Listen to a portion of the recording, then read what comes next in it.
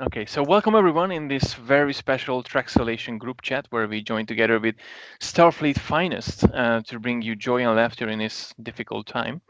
We are very fortunate to have a fine group of people here tonight, and with us, and starting with our local Irish Trekkie and also our community ambassador, Mr. Damien. How are you doing today? Community ambassador. I just got an upgrade. Way. Don't know I'm about doing that very now. good. Thank you very much. Delighted to be in a chat with the Starfleet's finest, especially in these trying times. So yeah, gonna have some fun. That's great. That's great. And joining him from the other side of the Green Island, the collector of all Trek items and hero of the model builders, Chris. How are you doing, Hell, Chris? not too bad, not too bad. Just going pulling out some plastic model kits now as we speak. Hoping that a couple of model supply shops are still open. If they are, fair play. But yeah, it's an interesting time for us all. Trying to find stuff to do and stay positive because I think it's kind of interesting enough. I like we have all this time off and it's nice being at home with the loved ones and stuff like that. But I do think it can be just down. It's just waking up and then it's just like not going to work or not going out and meeting friends. Kind of has you a little bit kind of in a rut. You're kind of like, oh, will I do a model build? Will I record a video? It's it's a little bit depressing, all right. So I think we have a great idea here to get all together and Yeah, get some positivity going. absolutely. And coming on the line from the French-Canadian border, we have our constructively critical and full-time daddy on the tube, Sean. Hey, How's I don't everything like that there? nickname. I don't like that. Daddy on the That's tube. what he's Yeah, known you as. know. Daddy from on the. now on. Is this an I'm X-rated sorry. stream? Should I not be recording this? I'm That's what Sir reconsidering Hale knows me everything now. has. Yeah. Yeah. I think Canada hasn't been hit too hard with this thing yet, and we don't have big restrictions. And I luckily can still go to work because I work as a pastry chef, and so our thing is considered like essential because we do bread and what have you. So I can still go to work. I have a lot less hours. I'm doing like 5 hour days, but yeah, I'm all right for the moment. So, but it's nice to be with you all. Indeed, indeed. And from joining us from the sunny Florida, I hope it's sunny there, the always very casual and very informal Starfleet boy, aka Sohail. How are you? Are you, Mr. Good sir? Very good. It is sunny. I don't want to give anyone FOMO or make anyone feel bad, but yes, it is sunny. I'm I'm honored to be here with all of you. I'm a fan and a virtual friend, and hopefully a real friend now because we're kind of more real. So here we go. And last but not least, we have our cat-friendly trollbuster friend here, Mr. Nick, aka Cat Volsky. How's everything I, over there? cat friendly. I like that. I'll stick with that. That's better than Daddy on the tube.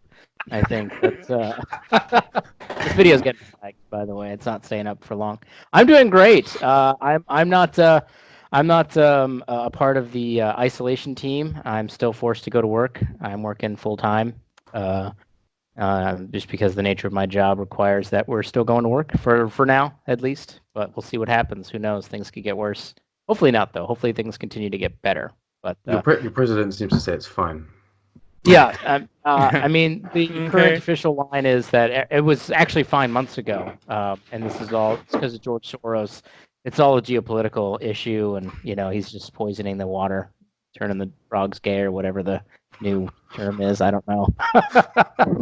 No, I don't know. Yeah, we're doing all right though. We're doing all right. A lot of extended family are doing good. There, a lot of them are hunkered down. A lot of them are in school, so they've all been kind of banned from going to their campus and stuff like that. So I know a lot of people are experiencing the isolation thing and a lack of things to do. What are they to do with all of their free time? Really is the question. Well, exactly, and this is a very unprecedented time indeed, and having all of us here is historical in a sense because I've been watching all of your channels separately, but having all of you together at one point is like almost like a dream come true in a sense, We're in the and nexus. it's really good to have you all of you here. So basically the topic as we talked about it off topic. Um, what I really wanted to talk about with you guys, and again, anyone can start first. I'm not gonna, pick people. Um, Whoever decides to talk first. With this self-isolation and loving Star Trek, how you cope with self-isolation, using Star Trek as a method to get kind of disconnected from the whole craziness that's going on in the world at the moment. So I just really would like to know, and maybe our friends out there would be able to get some insights as well in this difficult time. So who Well, wants to go first? I'm going to jump in because I was chatting to Damien there the other day, and it was kind of relevant because this ties in with Picard. But Damien kind of had this kind of theory out there, which is kind of cool. But Star Trek, the motion picture, could be one for people to watch. In one sense, what's going on with Picard, Voyager, you know what I mean? A great intelligence that brought an old NASA probe all the way home to find its creator. Is cool. So that's one of the things I did in self-isolation was rewatch the motion picture yet again. I really enjoyed it actually, and I'm in the middle of watching Star Trek Voyager again. I probably will start watching Deep Space Nine yet again because it's my favorite series. But that's what I'm doing at the moment. So I thought you were going to go with they should start mentioned Deep watching Space Nine. motion picture because they still won't finish watching it by the time they cure coronavirus. I thought that's what Spock is still floating through space towards the orifice, and there's like, all right, coronavirus is fine. The ban for people staying in self That's quarantine. damn energy cloud. You forgot the whole part of floating around the Enterprise for about an hour. That's true. That's true. But the question is Ilea's celibacy intact? Is the question you must ask yourself, Kirk Unit. So that's what I thought you were going with that. Decker. Yeah. Decker, yeah. Yeah. Mention the Voyager, we think, as well, actually. It's a nice little bug for Voyager. Seriously. Yeah, I would say that how I'm kind of getting through it, because I kind of cover the more hot topics of the news. I know a lot of you guys kind of go back and do a lot of the legacy stuff as well. So my focus has been on how to get through it more frequently is just kind of focusing on the fact that there's another episode next week, another episode next week, another episode next week. So that's gotten me through it to this point. But now, of course, we're ending Picard. We're at the season finale, and so now I don't know what I'm going to do post Picard. It's just going to be boring streams of me just staring at the wall behind me. Oh, there'll be another controversy. Don't you worry. Oh, that's true. Well, I mean, all the shows are going to get delayed, so everyone was totally right about that, and Star Trek is failing. So I don't know if you heard that recently. I thought it was Doomcock that planned the coronavirus. Just so they would embarrass Alex Kurtzman. I think Oh my God! I better call Donald Trump. He got fired this morning, I think. That's the plot. And rehired again. Yeah. He punched a couple of more televisions and shattered them. Broke a coffee table. He's just so mad, angry. He definitely seems like somebody who has thrown a lot of punches. Yeah. I have a request for you, Nick. Oh no, I'm not taking off my shirt. I mean, that could be a request, but no, that's not this. That's the director's cut of this conversation. That's the job. That's the job of Daddy on the Tube. Sorry, go ahead. Sorry, I regret saying that. You guys all froze. I would love to. Oh. Uh-oh. Videos where you draw on the screen. Did you hear anything I said? No, I think you're on the screen. Gotten something about drawing on the screen. What would you like me to draw? I would like to have you. I would like you to do a analysis video of the whole season of Picard where you draw on the screen like in those videos you used to do. I could do that. I like doing the drawing on the screen, and I had fun doing that. But I had a lot of comments and feedback saying that I was just being a big idiot and stupid, and they just made fun of me. So I just stopped doing it. So I was like, fine. You're just gonna dunk on me. Now you get nothing. Now you were worried what to do at the end of Picard. There you go. So that's a good reason to do it. Videos people don't like. That's the plan. That's how you succeed. That's it. No, I might do that. There's a lot to analyze with the show, and I think probably all of us. That's probably one of the big things that we're going to be doing once we see episode 10 is to kind of go through all 10 episodes again to really experience that full 10-hour story, because obviously the way that they built it was so that everything kind of connects in a bit more of a cohesive 10-hour way. So that's definitely something I'm going to be doing, and I think we should all do that because there's definitely probably some things that we maybe didn't like or missed earlier on in the season that pays off in a different way later on. So I'm very excited to do that. I can't wait to see what this next episode is. That was an interesting point that was raised on a panel at Destination Star Trek, where this kind of ongoing conversation, is Star Trek better as a serialized show or episodic? And with Discovery and Picard being serialized, it's hard just to kind of jump into a show mid-season. You do have to watch it in bulk, and then when it runs its 10-course season one, there's going to be the kind of cool features to jump back and see those little maybe Easter eggs that we didn't spot. Kind of like, and I know there was a lot of theories that were very right on point. Credit to Trek Collector here about, Lorca being mirror Lorca at the time, and then what he was eating and stuff like that in earlier episodes. You're like, oh, look, they had it just there on site and stuff like that. So I'm going to look forward to watching that 10-hour movie of season one for sure when that happens. Yeah, I agree with you there, and it does play a factor, right? I mean, right now for all of us, us here, and then everyone who's going to be watching this video, all the Trek fans, like it's real easy to just say, oh, I want to go watch this episode, or I'm just going to watch this season of this show, or I'm going to pop in and watch a little TNG in the background while I'm doing this or that or whatever. You can't do that with Picard or Discovery. Like, Yeah. I mean, you kind of can, but it's not quite the same where every episode is kind of built on top of each other, which enables you to rewatch the entire thing, yes, but it also removes, in my opinion, that kind of ability to just put it on in the background or kind of just have it playing while you're painting a model, doing something else or whatever it is, because it's not quite the same, which, I mean, who knows? I mean, there's still so many more Trek shows coming out. Maybe they all won't be in that same way. I'm thinking that specifically like Lower Decks, I think is probably going to be way more episodic in nature than these other shows. I think they're going to go that. It's a sitcom, so Right. Yeah. Which is why I think it'll be more episodic, which is good. To jump in there to kind of answer what Gary asked earlier as well is I'm very similar to Nick, whereas I've worked from home for the last number of years, so I haven't been hugely impacted. So again, I'm very thankful for that. But during these crazy times that are out there, since coming onto YouTube and kind of joining the Trek community, I found myself really absorbing that through Twitter and stuff, having conversations, and kind of I find myself more connecting with people than I have in the last couple of weeks, just because I'm very conscious of everyone thinking very heavily about what's going on. I know I've been looking at news way too often, and I'm trying to pull myself back. So looking for distractions, having a bit of banter about theories and what's coming down the road, and stuff's getting delayed, but we can still have some good conversations. And again, like working on the coloring book thing and stuff like that.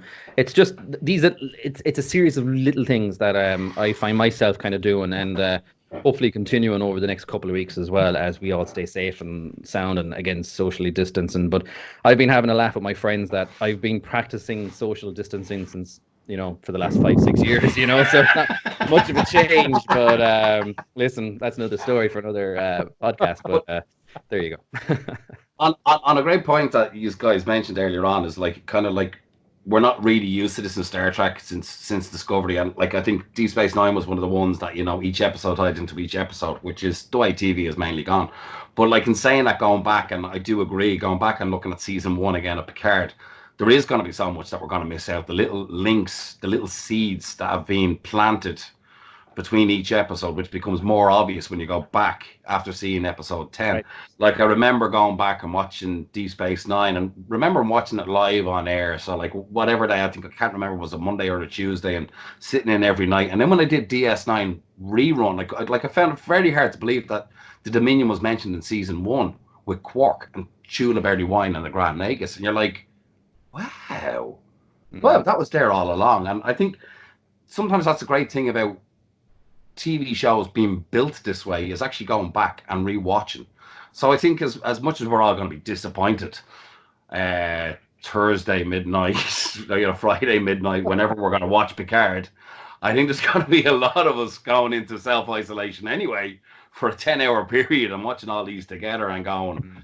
But like I think with a lot of us reviewing these episodes, we're going to go, hang on, something from episode 1 relates to episode 10, and I think it's great fun, like fitting all those pieces of the puzzle together and going, damn, how did I miss that? Yep. No, I agree 100%, and I can't wait for it because there's a lot of reveals that are probably going to happen in this final episode. I do think now, I know now we're just talking about Picard, but I do think Surprise, now that the way these things are set up too is when we go back through and watch the full 10, I think we're going to see some plot threads that are going to be left hanging in a good way because I think that they are establishing some seeds for the follow-on season, specifically like the character of who Captain Crandall is and why was he such a prominent character in that one episode and all this discussion about Crandall's ship and that he's seen all the galaxy and all this stuff like that. And I feel like that's not something that we're going to talk about in season 1. That's going to be something that happens later on. And it's going to come back. And there's going to be an even 20-hour movie or a 30-hour movie that we have to watch. So thanks, Kurtzman. I have that kind of time. If he's still working. That's true. That's true. I mean, he's fired. Yeah, that's Well, true. he can be rehired in 3-4 times till then. So I know. He's got a great. Just out of curiosity, big question: are we going to see like a nice kind of settled ending to Picard, or are we going to get best of both worlds ending? No idea. I think it's gonna be subtle. I'll let other people play first. Okay, I think it's going to be best of both worlds. I hate to say it. I just think the way it's set up. Okay, so just to say something, I mean, I hate to interrupt because it's an interesting conversation. I was afraid that we all gonna be together and we're gonna talk about Picard, and I really would like to know what Sean and Sohail was doing in self-isolation in terms of getting back to, you know. Oh.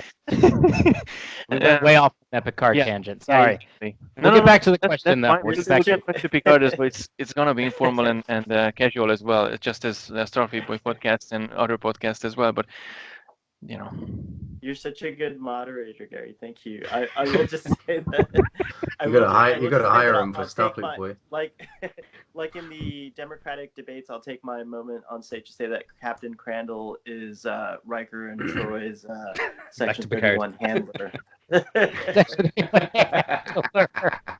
So he's their Leland. I like that. Yeah. That's my theory. No, it's this week was very easy because I have a lot of work that I can do. I'm also fortunate that I can work from home. It doesn't impact the nature of my job, which is a support type of role.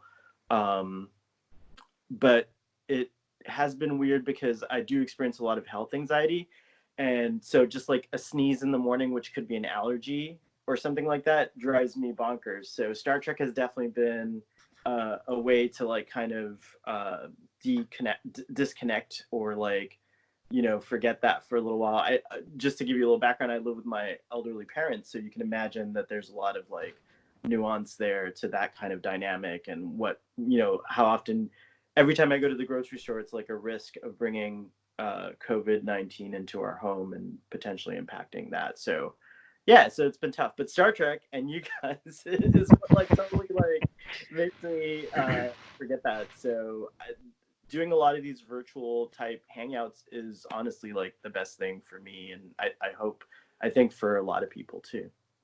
And that's it. I relinquished my stage. I might seem like the oddball out here, but I've been doing nothing relating to Star Trek in all of this time. I have baby on the tube at home, and I kind of had to test it. Am I the only one hearing this noise? Oh, it's gone. No, I have to chill with baby on the tube at home, and I can't watch anything that's like too violent or even like too boring with her. So I got nature programs on with little animals, and she can look at the bears, and she's happy.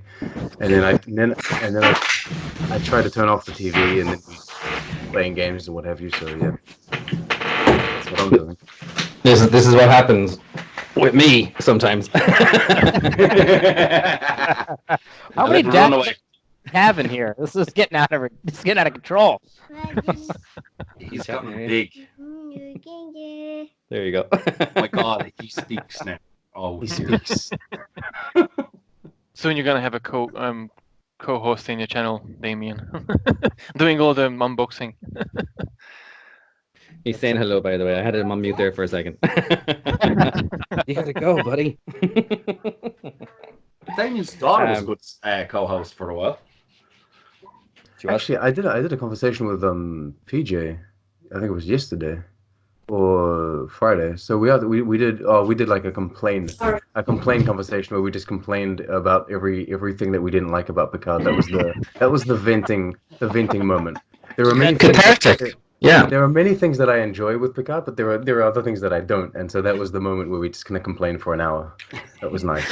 People always rag on me about being like, oh yeah, whatever they release, you're gonna like anyway. And maybe that's the case, but like, when I watch Trek, things do annoy me, but I kind of forget about them, and I focus on something else, and it's like, yeah, that I get. Before we hit record here, we're talking about the roller coaster inside Discovery, and it's like, yeah, that is nuts. But it's like, it's not going to ruin it, but listen, at least Alex got fired because of that. But listen, for that. I just kind of I let things Twice go. But they did it twice. it's good to vent though. It is good to vent going, that is just ridiculous. Like, I remember talking to Chris there a while back when we were going on about Larish, how like she's awesome and cheeky feckers and all that, and then the leprechaun hologram comes up and it's like, why did they do that? Like, but I kind of like the leprechaun, not the leprechaun EMH now, but I like them all together because they're a funny 5-piece. But listen, things are going to irk you. You're not going to love everything, but I don't think it takes away from that too. Yeah, the Irish hologram. Yeah. Did you guys see Santiago Cabrera in Merlin? Did you guys watch Merlin? No. No, sorry, no. We are socially distancing from Merlin. Wow. I didn't realize it's like Yeah, I don't know. Merlin, yeah, I don't know. I think I saw like the 1 or 2 episodes of the first season. I was like, yeah, that's a hard pass. Oh well, the teenage girl in me loves the show, and and it's he plays Lancelot in it, and you can hear his true accent, which is like an English accent, I think. I'm gonna blame Stargate for not watching any Merlin episodes because I think Stargate covered Merlin very, very well actually. So I'm gonna go with that one. Yeah. So there's a. Oh, sorry, go on. Then I was gonna say, yeah, for the Merlin show, that's one sword they should have left in the stone. So they should have just. Of jokes. Yeah, I think Merlin and Merlin the Ancient, I think, was a better maneuver. So thank you, Ben. Was it Ben Browder? Is the guy? Yeah. What was that Transformers movie that had Merlin in it?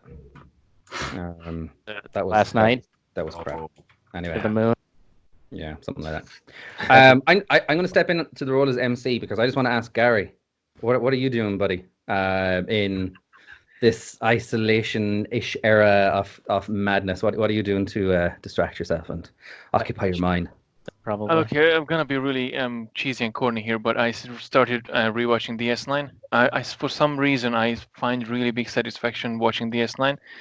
I think this is my second rewatch. I rewatched it once after my original watch. What? I'm giving you thumbs up for these guys now. No, I love it. Even the corniest episodes are giving me good joy. And not just Like Run Along Home. I haven't got there yet. Oh God, okay. That's But probably the worst episode of Trek ever. No, it's fantastic. I think I enjoyed that most, and I mentioned it to Damien. I don't know why, for what reason, but I started watching his reviews on the starships, and I know You it's don't know why, because they're awesome. I don't. What do you imagine? For some reason, I was at home and like doing all these crazy selling and reorganizing with my collection, and it's like I just kept watching the videos, and it's entertaining for me in social distancing. But yeah, and I'm doing some gardening as well. So going back to Captain Janeway and check out he stranded in that planet in season 2, and not being so gardeny before. Well, I used to be, but kind of find the similarity. Like, oh, that's actually awesome. Like I'm like a gardening Trekkie or something, which is Yeah, yeah, you're making a bat out the back, are you? yeah, in the back. And you just need a pet monkey, and you're laughing. Bad out the back, and a pet monkey sorted. Yeah, and then like next time I'm going to get the pizza oven fired up. Burn anything? Watch those tomatoes. No, well, Here, listen, I just had a brainwave. We're going to get Sean to make a pizza base, right? Because he's got the skills. So we could do like a collab here. You know, Yeah. so interesting. I don't know. Do I have to send the pizza base to someone else, and then someone else has to put the sauce on it, and then someone else sends it to someone? The pizza's going to be pretty Exactly. screwed up by the end Send of out it. like multiple, you know how Odo was sent out. You have to send out those pizza bases out to the wild, and maybe they'll come back to you, maybe not. I don't know. So we could do a Trek-related pizza competition. It sounds like the money from pizza. That's it. There you go. This whole conversation, though, kind of turns something in my mind, and I'm really curious what you guys think about. And it may be just a bit of a silly sidetrack in my head, but we use Star Trek for distracting for real news and real life sometimes, because we, as I usually mention in my videos, and some of you probably know me well to know that Star Trek is my warm blanket. So if I really feel sad or I need some comforting in different levels, then I'll go watch Star Trek, and that's my warm blanket that comforts me. What would our life be without Star Trek? What would we do in this challenging time without Star Trek? And Watch The Expanse. Yeah. I would be probably, honestly, if I had to, if it wasn't for Star Trek, I'd probably be watching Stargate. I'd probably be watching all of Stargate. Yeah, actually, Stargate as well. Yeah, good one. We're actually, when you think about it, like if we start naming stuff out like Stargate, The Expanse, Lost in Space, Star Wars, like there's so much, like The Mandalorian, a lot of animated series, like there's so much to consume. And maybe you haven't even seen Firefly yet, like go back and watch that series and the Serenity movie and stuff like that. There's a lot out there to enjoy. And the fact that we have had this kind of transition into online streaming now. So there's so many platforms out there, Amazon, Netflix, Disney Plus coming, and you guys in America have like CBS, HBO, and stuff like that. So there's plenty of choice out there. But I'm sure you'll find your elixir if we hadn't had Star Trek to fall back on. Yeah, I think in terms of streaming capabilities, I think you've got probably CBS All Access. That's the top. That's the best one you can get, and then Peacock. Right. How much did you get paid for that? You I can just knew see it. somebody on camera hand me a CBS check. shill right there. Yeah, that's it. Shill alert. Who's watching? No, I'm kidding. Kidding. That app is annoying as hell. But One thing I can just muted myself. You raised a good point there. The app is crap. Amazon Prime, I like the content on it, but the app is just brutal. I hate it. Like Netflix content comes and goes, but I think their app is far superior than everyone else's. And I wish there would be some harmony in how streaming platforms deliver content, because it's so frustrating on Amazon Prime. Again, first world problems, everybody. Like it's like that is such a non-problem, but it's just an annoyance. I mean, it is an issue though. Like the wife and I we like to watch trashy reality TV shows. When we're kind of eating dinner or whatever, not really kind of like we're talking. We want some background noise, but when we try to pull up a show like Kitchen Nightmares, for instance, like that's a kind of a trashy show we like to watch. But when you search for Kitchen Nightmares on Amazon Prime Video, it comes up with like 40 different listings, and each one of them is like, you click on one, it's like, oh, this one is seasons 5 and 9. This one's seasons 1 and 3. Who made this? Why is this? Who put this together? Like, what is this craziness? Why is it like this on this app? And it's so bizarre. And some of them are like half the episodes are available through Prime. The other ones you have to pay for. And it's like, what is this so challenging? I don't know. They just need to get it. They just need to figure it out. I don't know. I do think, like, I think you said it right, but believe it or not, the app is so important because the layout, everything, like, who has not gone into Amazon and hit that button, skip intro, and you've missed it, and then you're getting, like, information on the intro tune. You're like, if this happens one more time, I'm going to throw my remote control at the TV. You know what I mean? The great thing about Amazon is it'll quickly go on to the next episode quicker than Netflix, but Netflix does have, and you know what I mean? Netflix can have... Yeah, but the funny thing is, like, there's content on Amazon that's really, really good, and there's poor content on Netflix. But you go back to Netflix for the simple reason it's easy to use. Yeah. It's just like it's Yeah. so simple to find stuff. But yeah, it's like a Listen, lot though, of platforms. you guys don't know. You guys don't know the pain that we feel here because you guys at least get to watch Picard through Amazon. We're True. watching it on CBS, and I think I've seen every single Geico-related commercial at least 400 times. Every No ads on Amazon, yeah. episode is 90 seconds of Geico ads, and it's usually like the same 3 Geico ads over and over and over again. I'm just gonna shoot myself. I know all of Nick, by heart. Kind of like I'll watching donate- RTE Player. I'll donate to your Patreon if you'll upgrade to no commercials. I have no commercials and it's great. No, I'm too cheap for that. Okay. It'll cheap. let For you $1 go a through month, it, you can so- have Nick on. Yeah, No ads. for another $1, Yeah. I'll happily put that into your fund if it'll mean that you'll be less angry about the commercials. But CBS All Access without commercials is great. And there's another plug. Just gonna Yeah, exactly. It's fine There's- with Geico There's ads. there's something that I want to go back to. Chris, you mentioned that Netflix skips the end credits. Netflix has the ability to skip the intro credit. How many of you skip Star Trek intro credit when you watch an episode? Every time. First watch, yes. After the second watch. No. Yeah, I think first time is you're just itching to see the show, so you just want to cut to the chase. And the second time you'll go back. But 9 times out of 10 in this day and age, like, we know who's directing the episode before we watch it. We have all the key bits of information.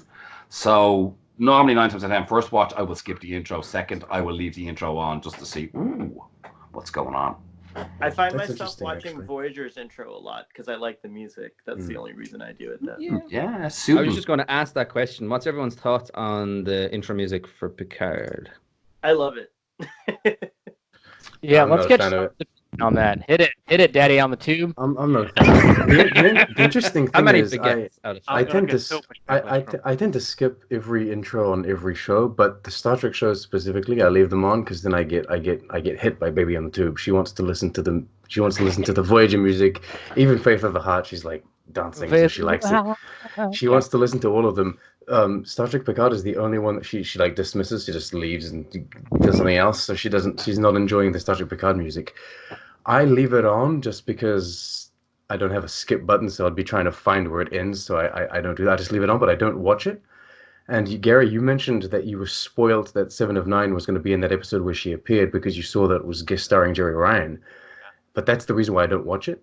I'm like, I saw it the first time. I was like, okay, I've seen the intro. I know how it is. And then on my have it on first Discovery watch as well. of every episode, I don't watch it. I do something else. I get my hot chocolate radio, whatever it is. And then when I do rewatch the episode, I look like who directed and what have you. But the first time I don't, just to not get spoiled. Like, oh, because I think it was like ultimately, I think it was a shame they told us that Riker and Troy were going to be. I know it was like a selling point. It was like a marketing thing. They wanted to do that, but ultimately, it was kind of disappointing that I knew in advance that they were going to be there. Like if we didn't know, Yeah, because I'm not one that likes watching the like, oh, next week this is going to happen. I don't watch those. I cut out just before that comes in, so that I don't get spoiled what's happening next week. And I like the surprise. Like if we had oh my god, they're on this planet and there's Riker and there's Troy, it would have been so much more. Well, bingo, the each out moment, which a lot of people didn't know. You know what I mean? And now you imagine that if you had Riker and Troy unannounced coming into it, you imagine you go, "Ugh!" For a full episode too. Yeah. Yeah. You guys bring up a good point though, because like for episode 9, I clicked like I used the mouse and I kind of found out where the end of the title sequence was, and I clicked it to jump past the title for Picard. But when I clicked it, it auto loaded right to the point where it said special guest starring Brent Spiner, and I was like, okay. I was like, well, Amazon right on. Prime for the win because it just skip intro and you're right bang in. That's a really good point though. Yeah. Yeah, maybe they have a skip intro button on the ad-free version of CBS All Access, but us plebs. For $1 a month, you can help Nick on his power. I think this will get you to join the ad-free version. I'm now petitioning to CBS that they should do a supercut of Picard with no intro. Like it's all just back to back 10 hours with one credit sequence in the beginning and one at the end. and it's only available for non-commercial members. Just saying. That's going to be on DVD. That's the DVD sales. Subscribe to DVD there. Yeah, I'll just do it with the. I'll just make that edit with all the copies of Picard that I have. I have another question in relation to Picard, right? And it was something I was thinking about, and myself and Chris talked about this a little bit. We're nearing the end of season 1, and with Picard, we've also had the IDW comics, and we've had Una McCormack's book, and we had this a little bit with Discovery as well. And like way back when, like the Matrix had the Animatrix and the game and stuff like that. What are your thoughts on someone who doesn't want to get the comic or the book? Do they get the full experience with watching the series? And just to give you one example, I remember when I saw Raffi first, I thought she was the biggest asshole on screen, because I was like, you're just being a jerk, you know. But when you read the comics and you get a little bit in the book as well, it does unfold in the series later on when you see a little bit on that Stardust bloody planet thingy. But what are your thoughts on that? Like, is the series enough, or are people missing out by not getting the novel and on the comics? Complaint on the tube here. No, I don't.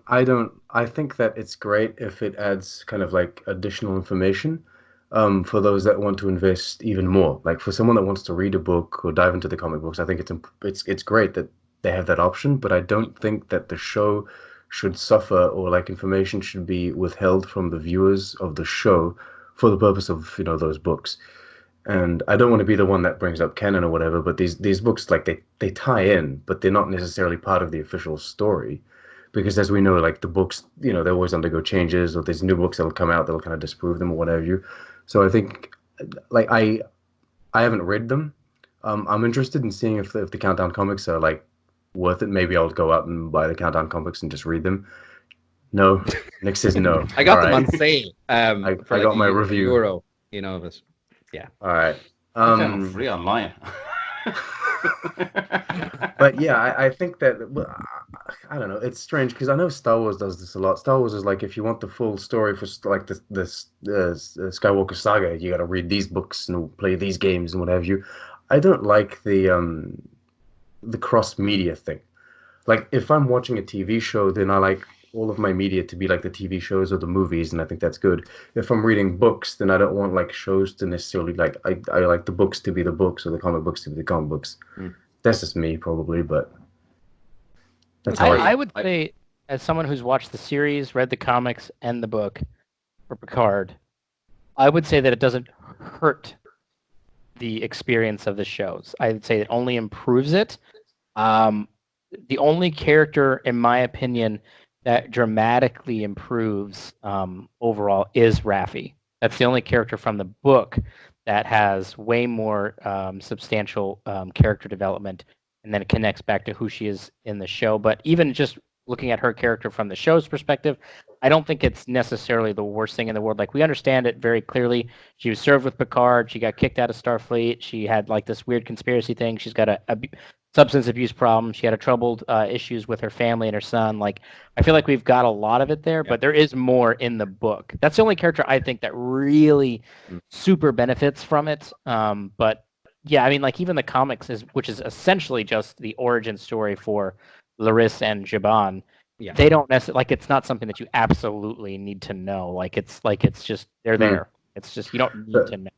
Concerning Sprinkles on Raffi, top. Yeah. concerning Raffi, I think they could have like the show could have dealt more with developing the Raffi character and the Rios character and spent less time with Soji and Narek. But then that doesn't tie into like the comic books or the novelization or like the novel that ties in. It's just like that's what the show could have done. Yeah. But it's not something that like the book isn't responsible for that mistake or how that was handled. Yeah. No, I agree. What do you guys? I would agree. I don't think like reading comics, reading books should ever affect the TV series. I think it should always be kept the same way. Now I know there's a huge marketing element, there's a huge commercial element to it. Like, you know, I mean, you know, they want to sell Star Trek, you know. So if you can sell it in a book, you can sell it online, you can sell it different ways. Of course, they're going to try and do it. I do agree that, like, you know, go back to a lot of Star Trek books before in the past was like literally non-canon, and as you said, they were literally stories about something that you might have heard of, never interpret it as canon, but you know, enjoy. You know what I mean? Expand your knowledge. It is always a great thing for any fan if you want to go out there and read. Absolutely, if it's expanding your knowledge, brilliant. But if it takes away from the show in any way, I do think it's a little wrong. I don't know. I never really understood, to be honest. The Yeah, like the problem what I have with these additional things that if like I haven't read the book, I haven't read the comic books either, but if I have to get additional elements, and even with the after track shows, I don't watch them because if they need to be presented to understand what happened in the show, that the show didn't do a good job for me to explain what's happening on the screen. So like for me, if I watch it, if I understand, then that's cool. But I don't have to have another extra hour just to explain what happened on the screen.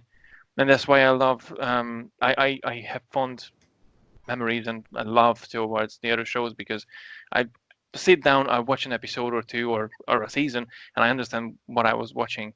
And I understood what I was watching. But with this one, you know, you have all these after shows, all the extra additional information, and for me it takes a tiny bit of not really understanding what's going on in the show. We have to get an extra explanation, of guidance from the creators and from actors, like, hey, what did they do this, or what happened here, or why did we execute it this way? Maybe I'm just looking into too much, I'm not sure, but sorry, I'm No, that's but it. you bring up a That's my valid point. You like Yeah. that ties into Michael Chabon sitting down every 2 or 3 weeks and then answering all of these questions or explaining additional things on Instagram or whatever it is. Like it it is a shame that, like, you know, everyone's like, oh, Rafi's taking drugs, and he goes and explains that it's an Orion, what is it, flash pipe.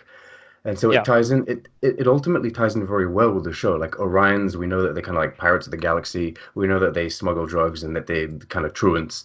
And so it's fun to know that she's smoking this Orion kind of right. flash pipe, they call it. It's an Orion drug. It's fun, but it's a shame that it wasn't addressed in the show.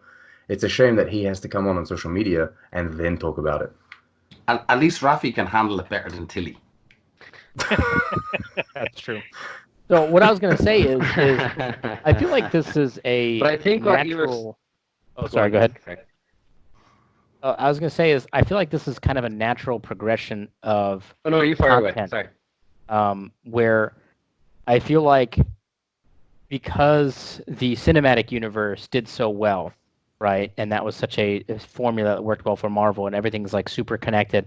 This is like an evolution of that, where this is like a content creation universe where these companies want you to be completely engrossed with all of the different facets. They don't want it to just be the episode. They want you to see the episode, watch the books, read the comics, play the games, watch the after shows, engage on social media. Like I feel like there is a deliberate attempt, not just from Viacom CBS, but from a lot of these larger big name franchises. Star Wars is probably one of the bigger culprits of this now, where they want you to be involved with all of the aspects of the franchise and not just get all of your information from the shows. So as frustrating as it is for us, and I agree, Sean, like you're right, it is a sad thing that like the cool Easter egg of that being like this Orion, snake pipe thing and all this cool stuff like that. Like that's cool. It should have been in the show, but they want it to expand. It's I would argue that it's not. People would say, "Oh, it's poor writing and it's poor whatever that they didn't put it in there." But I would argue when you really step back and look at where content is as a whole, I think it's deliberate. I think they're intentionally leaving these things out so that you have to go and engage and find the answers and then engage with Shaban on Instagram and then follow the Star Trek thing that's going to tell you more and watch the Ready Room after show and do all these different things because they want you to go and find the answers. I think it's deliberate. I really I think do. it boils down almost to like a the. treasure hunt then. Yeah, I Yes, think it it is. boils down to Instead of winning the prize, just go in a treasure hunt. Like, hey, a little bit of information, hey, a little bit of information, and by the end of the episode, I'll like, okay, I'll from 5 different sources, I got the information. So my Right. Yeah, it's like I don't know. Maybe I'm old. I'm getting old. Probably that's the It's the problem. 50 years later thing, isn't it? It's the like Star Trek has been around for over 50 years now.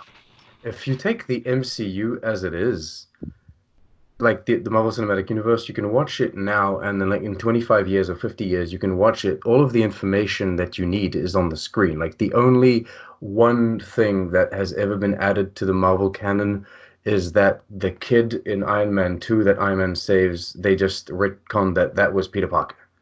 Okay, well that's the only, but that's not important. But like it would be a shame that like in 50 years time you're watching all of the Star Trek Picard and what have you, but you can't go back and interact with Michael Well, Chabon or Sean, I would like counter with the fact that like that's the way it is now at the end of Phase 3, but Phase 4 is not that way. They have those 3 or 4 shows now on Disney Plus that they've flat out said will be required viewing if you want to know what the heck is no, I going on agree, but inside the those are movies. shows. That's TV shows and movies. They're not going to have Kevin Feige or someone come online answering questions that complete the show.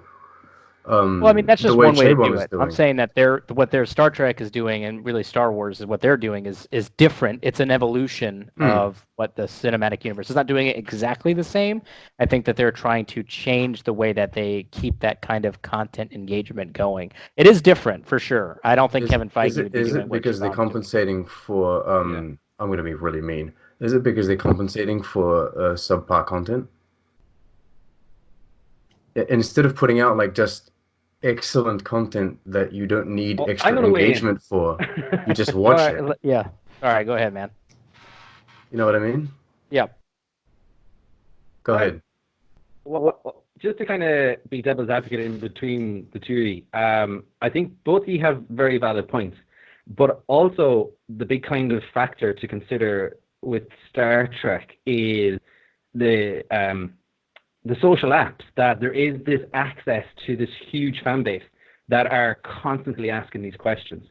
And maybe it will be answered in preceding episodes. Having this almost 24-hour access to the creators behind the scenes, um, they're just responding just to answer questions that they can without, being sniped by CBS, Canon, and secret police and stuff like that as well. So there's that factor in my mind that comes into play as well, But does it ruin the show that they answer these questions and kind of like justify why Icheb's death was so graphic? I don't think it ruins the show. It was just a valid question being asked, and social media was able to answer that question and have that access too. So I think it's actually of a lot of different things that you already rose as well. So, but it's an interesting question though. I think it's funny in one sense where a lot of fans are actually looking for books and they're looking for stuff, but yet for some unknown reason they just don't seem to give the hardcore fan what they want. Like there's been a lot of new ships in Picard. You know what I mean? There's a lot of art production and so forth like that where, you know what I mean? Give us the Mr. Scott's Guide, to Picard. Get the books out. Like I know Eagle Moss do a great job in there, but like as I said, like there could be official products there that show layouts of ships, specifications, using what the designers have come up with.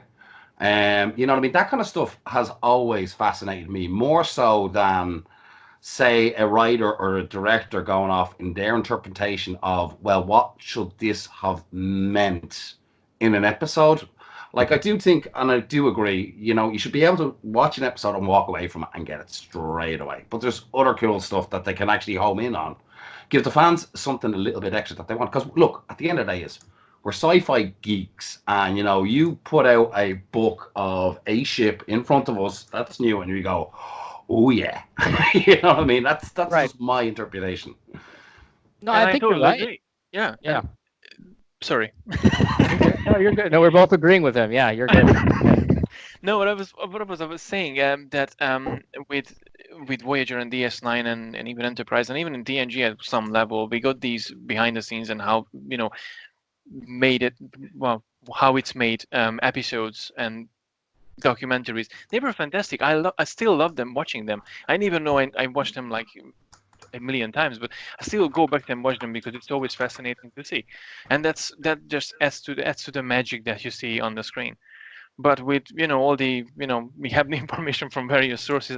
I promise I'm not gonna go on rambling too much about it, but yeah, that's something that I would enjoy as well, seeing that how they designed the bridge, or how they designed the uniforms, or what was the inspiration behind upgrading Wesker's rocks, or these things would be super exciting, and have like another half an hour just to behind the track, I behind what think we've seen. That would be I awesome. I think you've just done an easy plug, an easy thing. Like, you know what I mean? You got to realize that people are out there filming all the time. So if you're on the sets, film this, and there's a 2-3 hour document that you can throw in with your DVD pack, and then all of a sudden, like for the likes of me, I'd say, well, then I'm gonna buy season 1 of Star Trek Picard, because I want to get that 2 hour, 3 hour documentary of behind the scenes making it, designing, and all that cool stuff, which has really, Yeah. like, I know they've only did little promos for the likes of Discovery season 1 and coming into it, but you're there like, oh my god, this is fantastic. Give us more, and we haven't seen them more. And I do think, like, I don't know how many is here would go out and buy the DVDs, but I would certainly, if there was a 3 hour exclusive in the background, behind the scenes of season 1, between design and sets, the whole lot, that has me, like, I've bought it. That's One what I thing. found the most interesting with the Discovery season. I bought the Discovery season 1 DVD. Then I did the giveaway on the channel, so I don't have it anymore. But I watched through all of the extra content that they had, and that's what I found the most interesting, because they, like, regardless of what we think of the aesthetics of the show, what have you, it's just so interesting to see how they build the like how they build all the props, how they constructed all the sets and all of that. Those were the most interesting parts of the DVD for me, anyway. Did I they love do it that. in a documentary style, or are these just added in features now? Because I haven't No, seen it was it was kind of documentary style. I think that, like, they were maybe 15, 20 minutes, but they were actually talking to they were filming the people that were, like, building it, and they would show you how they do this. Like, they would take one element of, for example, I think it was Laurel's costume or whatever. Laurel has those spikes on her shoulders, Yeah. and they would really show you how they built that. Or how they made that, and they 3D print a lot of things. What's he doing? They 3D print a lot of things, and they I'm were posting showing this you on how they did that. Instagram to make Sean mad because he doesn't have Instagram. So Are you gonna post this to I'm Michael gonna, Chabon? there's gonna be videos about this discussion that are only available on Instagram and Facebook, so that Sean doesn't see all my notes about him that I just Daddy, just hashtag letting you daddy on the know. tube. Make sure you tag him right. Yeah, Make sure you I tag him definitely right. will. Gosh, I'm gonna get so bad on that. Does anyone remember what was it, After All Good Things? Riker doing the show, the documentary Oh, show. Journey, Like, that that's was fantastic. yes, Great. that's what they should be doing for every That's on season. Like, Netflix. get a cast member and get them to that's Yeah, you know what I mean. exactly. That's what we want. You know what I mean. That's We want to know. that's We want to know how many toilets they are in having in the Discovery. yes. That's the thing too. Is like so. So here's the thing, right? Like, I don't know how much I can talk about this, but so like Oh, here we go. seven of An NDA or something? sorry, 7 of 9 ship, Interesting. right? They're gonna She take your arrived- check back. Yeah, I gotta take my. Yeah, they're gonna take my check back. 7 of 9 ship when she arrives over Vashti. Show of hands if any one of you know what that ship looks like, what it actually looks like. I'm not sure where you're going with this. Did But my you all point freeze when I is- raised my hand? Oh my Yeah, it froze when you raise your hand. It didn't like you. My point with that is there are ships in Star Trek, but all the action sequences are extremely fast paced, and we're missing a lot of things. And I agree, like having like either a documentary series that comes out after the episode or with the Blu-rays, or Yes. a book. Like where's the guide to the Picard ship book that gives me where 7 of 9's quarters were inside of her ship that she had? What the hell does that ship even look like? Because we don't know. Like trust me, I went through every frame of that sequence over Vashti and the fight, and there is no solid shot of what that ship looks like. You can't see it. You can't see it in there. This ain't the motion picture. Well, I know it's not the motion picture, but at the same time, it's like Kind of is. I did that same thing.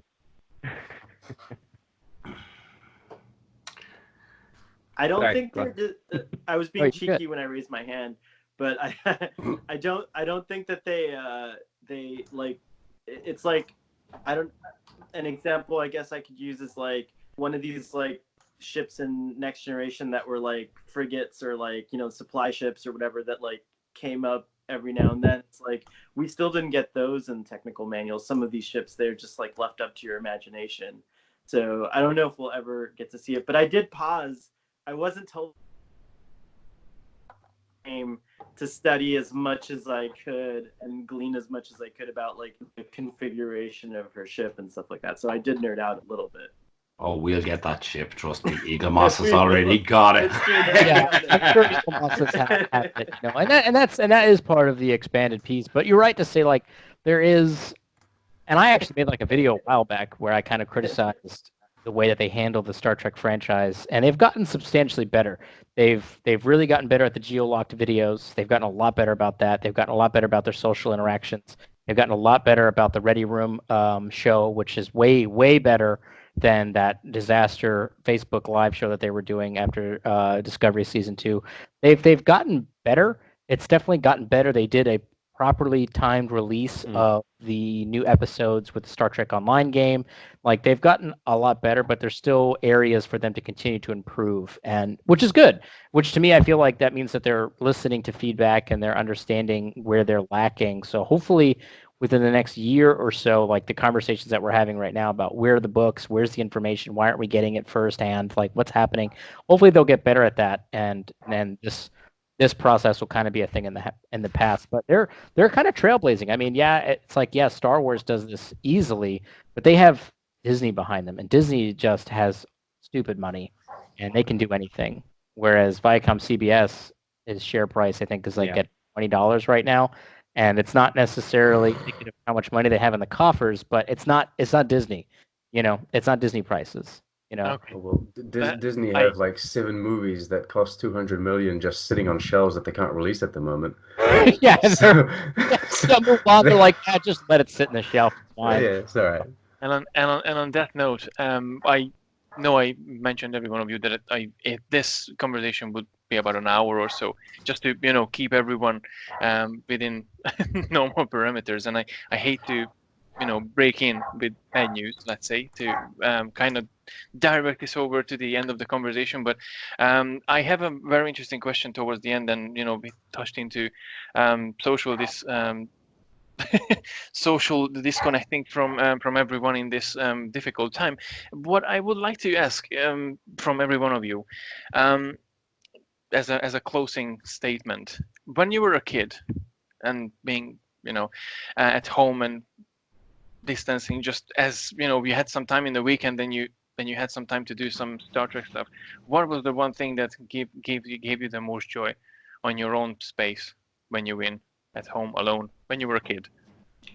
I'm gonna start this one off, and to me, I think was going to a bookshop and finding Mr. Scott's Guide to the Enterprise, and that to me just opened my inner geek there and then. Was absolutely seeing the Enterprise, seeing her deck plans, and just going over the book and over and over. Just was absolutely fantastic. And then as well, the other side of it as well was actually seeing the actual thought that the designers did put into these things, and seeing that continue on up until, unfortunately, I'm going to knock Discovery on this one because that's went out the window with the turbo lift.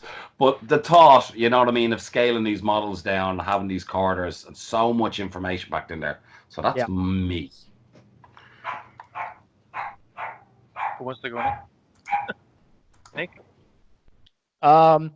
Sure. I would say that something that as a kid that kind of gave me joy in my solitude, which I had much of, was actually not to be corny about it, but when I would come home from school on the Spike TV channel that we had here, they would be playing reruns of The Next Generation for about a 4-hour block right after I got home from school.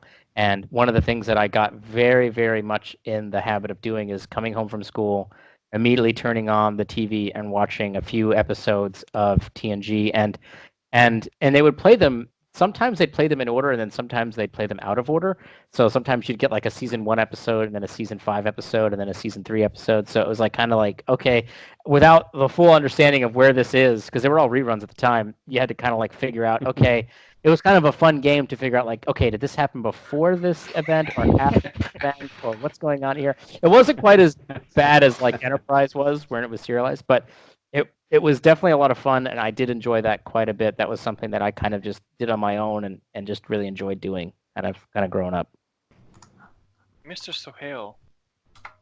Well, Chris reminded me it was definitely pouring over these books with all this technical information, so I have all this like nonsense in my brain from when I was a child that like like this has all the birth and decommission dates of all the ships with the name of the Excelsior class ship, and I have all that information, like here, like, so that kind of thing. And then ultimately I think the most joy I got was like playing with starships, and even as an adult I get to do a little bit of that, and now I get to hang out with awesome people like you, so because of it, so I'm really grateful. Sean? Aw. When I was really, really young, I grew up on TNG and Voyager, but when I was really, really young, like it used to be either on TV or my mom would tape them. She would like record them, right? And then you'd have to like fast forward through the ads and stuff like that.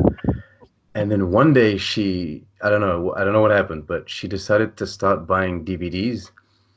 But she started from the original series, so like I'm gonna buy the original series DVDs, and so she got like the seasons, and my mom would watch like one episode while we ate or whatever it is, and then I would go off do whatever I wanted. But I was like, this is the like I started binging when I was young. I was like, this is amazing. Like now I can watch these. So I would take the DVDs and go into my room and then just like watch 5 episodes on my computer. And then I would rewatch one episode with her because like she was, I don't know, really slow at watching these episodes, and I was like so in advance. And then she didn't buy the TNG DVDs until a long time, so I would rewatch the original series multiple times, and then I rewatched the TNG a lot of times, and then she'd buy Deep Space Nine. I would rewatch Deep Space Nine plenty of times. I don't know. That was my binging experience as a kid. I was so happy to do that. Just sit in my room in front of my computer, just watching these episodes. I didn't play video games or anything. I did just watch Star Trek. Talking about watching the reruns, the series that have said that was what you got. I figured out at one point what Sky was doing with TNG. So basically, say TNG got up to season 4 and it ended. Basically, what they were doing was Star Trek: The Next Generation was on 5 to 6 o'clock and they weren't moving it. So they went all the episodes up to the end of season 4. And when you got to a cliffhanger, it went back to season 1. And I remember being so heartbroken. I went, crap, I missed the end of season 4. It's Encounter at Farpoint again. The jellyfish. So, Mr. Irish Trekkie. The best.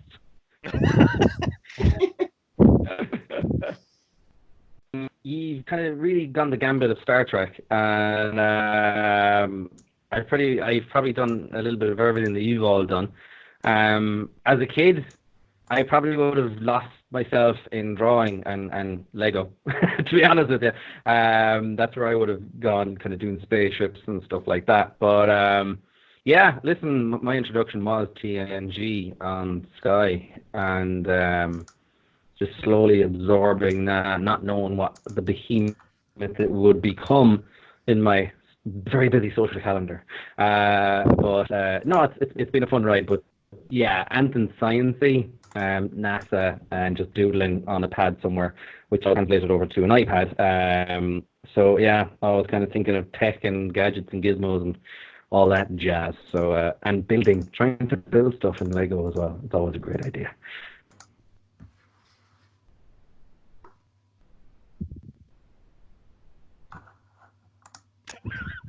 I suppose to say Did you get something now. that? No, that's awesome. No, that's good. And just to share the same thing with them,